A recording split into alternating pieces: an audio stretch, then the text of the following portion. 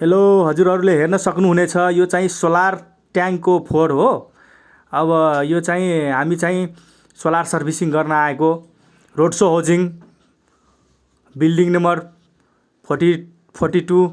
अब यो चाहिँ ट्युब खोल्न लागेको हजुरहरूले हेर्न सक्नुहुनेछ।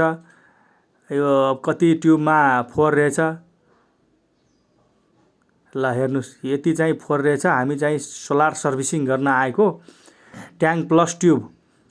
अब यो ट्युबमा फोहोर निकालिरहेको पाइप छिराएर हजुरहरूले हेर्न सक्नुहुनेछ। ल अब यो चाहिँ ट्युब चाहिँ सफा गर्न लागेको। अब ट्याङ्की सफा भइसक्यो हजुरको। अब यो चाहिँ रिफ्लेक्टर पनि सफा गर्न लागेको। अब यो चाहिँ कसरी छिराउने हो भनेर निकाल्यो। अब चाहिँ कसरी छिराउने हो भनेर ल हेर्न सक्नुहुनेछ।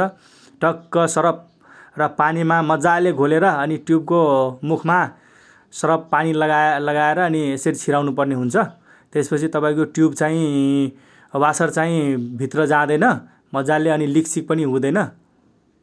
ल अब पानी पनि हामीले खोलिसक्यो। अब तपाईको चुहे छैन, सब यो चाहिँ वासरहरू माथि सार्नु पर्ने हुन्छ।